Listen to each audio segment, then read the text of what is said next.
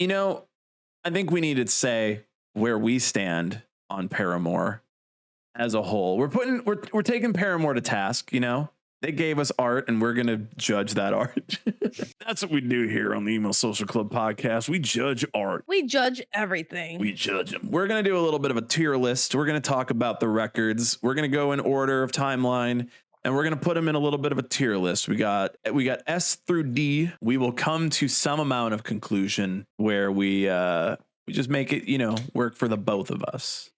So there might be some where I'm like S and Lizzie's like D and we're like, we got to put that shit in B then. That's where it goes. That's an even ranking. Let's start off from their first record, All We Know Is Falling. My favorite Paramore record. This is the one that I know the least.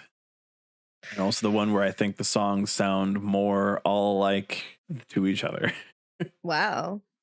This was the record where I was like, oh, it's Taking Back Sunday with a girl singer. Because it was just like the same idea as like writing like emo music and having a girl instead of a guy at the time.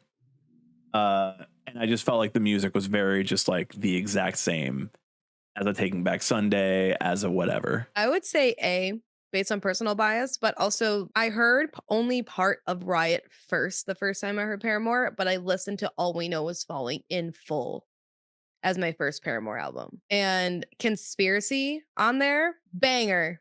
Emergency, banger. Emergency and Pressure are absolute bangers. There's a reason they're singles. They're My Heart, banger. The song or just yours? The song. My Heart is, I don't even know. My heart's a weapon. I don't fucking know. My heart is a weapon. I'm equipped. I mean, I would go with B because I also think that it's a growing as a band record. Like you're starting off, you're getting signed, you're doing the damn thing, you're going out on tour, you're getting life lessons. They were all really young. They were like 13, 16. 14, 15, 16. Yeah, they were like little. Yeah. So they're writing like, you know, songs as young teens. And then, you know, when they have a little bit more experience, they're like, oh, I've got a little bit more to say and a little bit more to like write about. And I think that's why it gets better.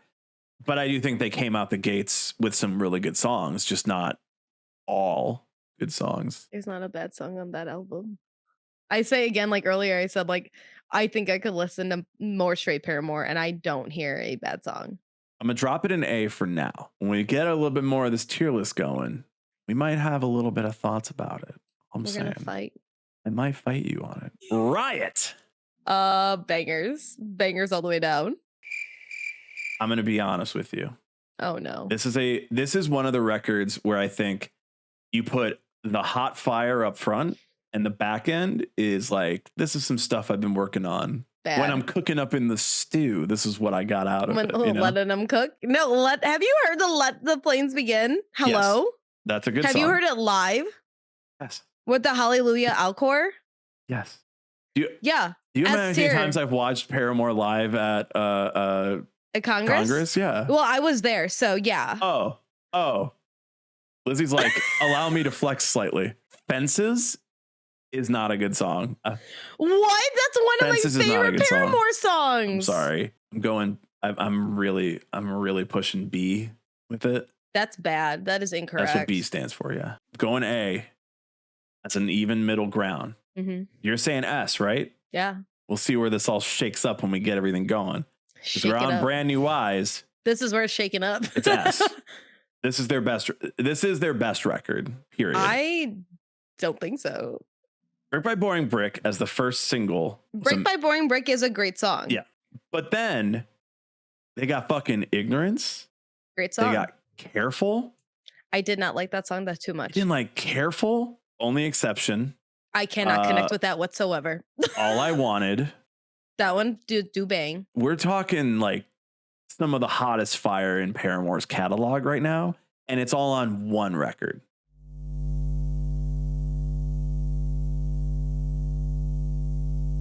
Allow Lizzie and I to go silent for a second as we just stare at each other in contention.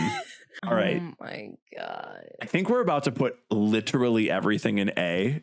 And then duke it out still. I think that's what's gonna happen. Fuck. Self-titled. I think the biggest issue I have with this record is that there are way too many songs on it. It's a long record, and there's a lot of stuff. There's a lot of cooking going on in the stew on this one. And I think, maybe you take that stew off the heat a little bit sooner. You got a little bit of a more condensed record full of the hot fire, and we're good to go. This is one I thought we were going to agree on. How?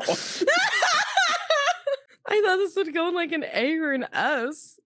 No, I would go B with this one. No. I think Fast in My Car is an underrated Paramore banger. That's a great song. It's my favorite off that album. Now is an underrated single. Ain't It Fun and Still Into You are some of the best in their catalog. But I think the record itself, like, I get kind of tired of it, like, partway through, because there's so many songs. You're just like, no, it's A. It's A or S. Like, what the fuck? You can say whatever the fuck you want, man. I literally thought this was going to be one that we agreed on. After Laughter. See, After Laughter is my other S. Like, I got two S's. It's Brand New Eyes and After Laughter in that order. This is where we disagree again. Exactly. Fuck. I liked it, but I'm not a fan of like any type of like 80s, like most things. Like, I like the singles that were on it, and it's a very cohesive album you can listen through.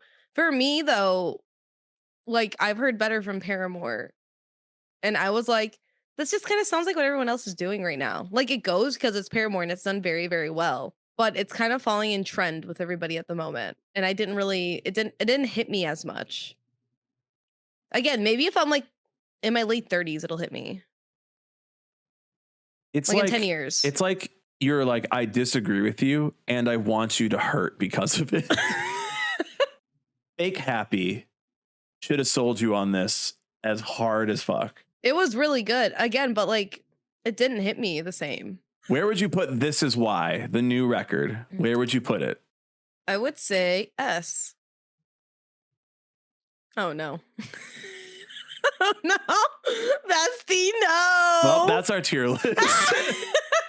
Okay, we need to sort this out because not everything can be an A. And I put After Laughter in B.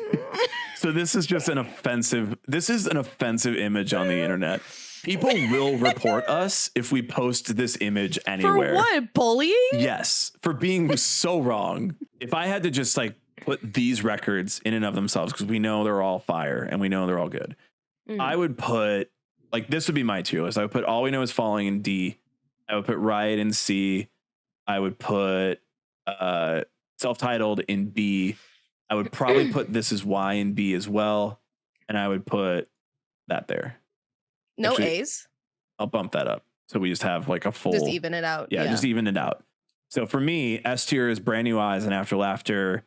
A tier is Self-Titled. B is This Is Why. C is Riot. D is All We Know.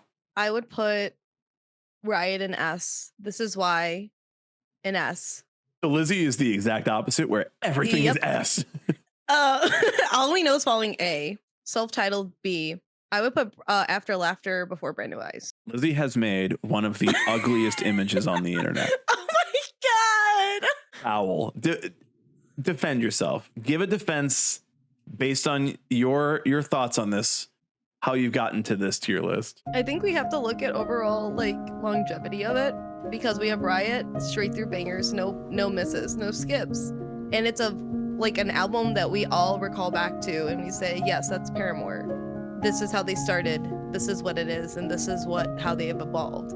Then we have now at the end of it, not like end, but you know what I mean, the latest of This Is Why, and we see their evolution through it. And they also are able to make something so much more withstanding and cover so many more topics that are applicable to modern everyday society for a wider general audience than I feel that other albums in their discography could at the time, because they were still very much in the scene until I feel like that they really hit more so where they broke out of that scene with Self-Titled and with After Laughter. So you have one that's more scene inclusive with Riot, and then you have one that is all encompassing for everyone across the demographic with This Is Why. And again, it's hitting on so many different attributes and ways that you don't traditionally hear with bands in this scene. And again, like you said, they could make pop bangers. They could do like literally anything else that they wanted, or they could have played into the emo revival, but they didn't. And from there, we see this dynamic that they're able to all do. And then we have All We Know Is Falling is where they started. That's my personal favorite, so that's my bias. But also, if you look at things like Conspiracy that's on there and Decoy, songs that are very rarely played, these are pretty much them showing like a little bit more of their maturity with their songs that fall a little bit more into like that Midwest traditional emo sound. Whereas you had the bangers like Emergency of Pressure, which play more into the mall emo aesthetic that was at the time. And obviously it all goes. But that album, like even Brian said, like it's half and half. But it's half for the newer generation and half for the older generation to kind of pull them in, which is also kind of like a smarter technique as well. B for Brand New Eyes, for self-titled, this hit me finally when I was 25. I don't know what happened in my brain. I came into consciousness as a 20-something-year-old, okay? It's more about like coming into like yourself and like life events and hitting that middle of the road. And I feel like still at this time, this started to get a lot of different individuals in different areas that you wouldn't have reached before. So they were starting to kind of break out of the emo pop punk scene specifically and starting to break into mainstream media way, way more. And then after Laughter, you have them playing into a trend, and that's fine.